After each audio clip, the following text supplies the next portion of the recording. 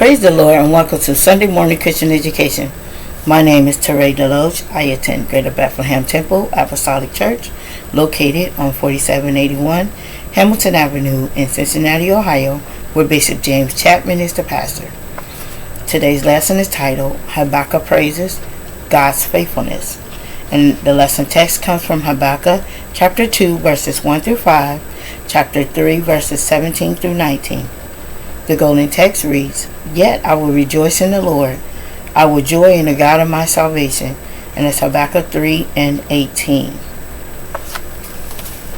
I've heard some people say they thought when they got saved that their troubles would be over.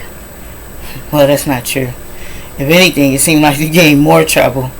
But the thing is, we did gain the best helper of all, Jesus Christ. I remember when I was in school, people would fight like they were in some type of game.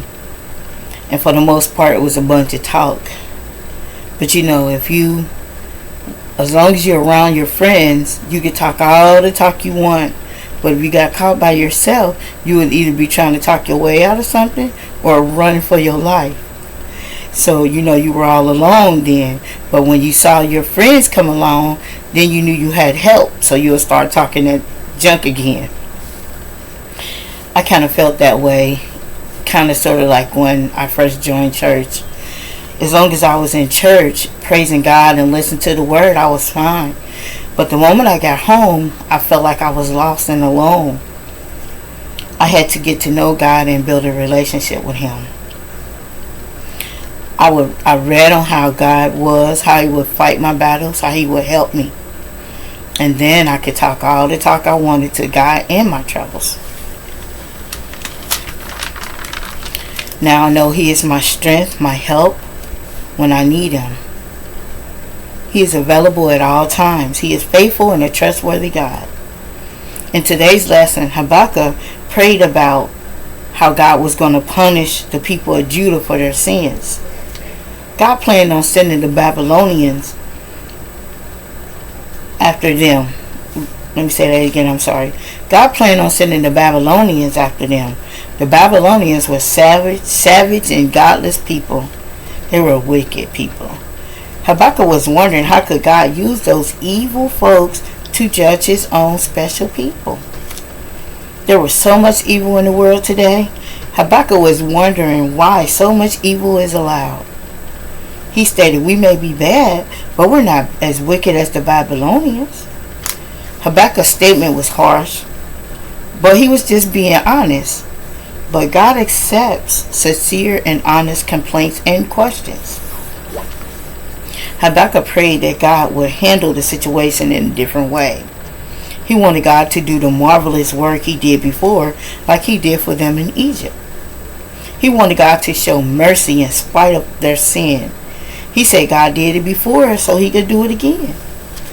He knew the people was wrong for what they did, and they deserve every bit of what God gave them.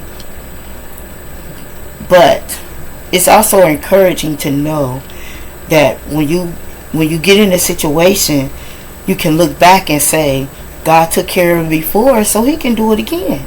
And that builds your faith up, and you build up your trust in God.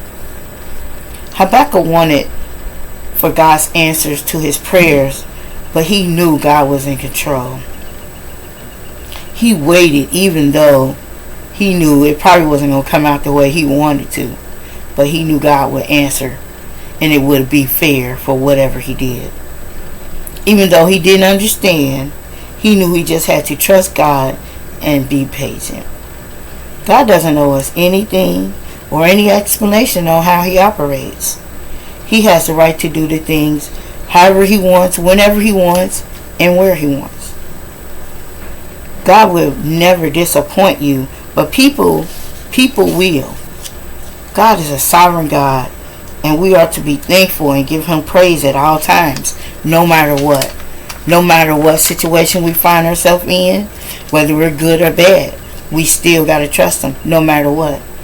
Happy or sad, we still got to trust Him no matter what. Up or down, we still got to trust Him and praise Him no matter what. Rich or poor, no matter what. No matter what the situation, you still got to bless and praise and thank him, because he knows what's best, no matter what. I hope I put something on your mind. Until next time, thank you and God bless.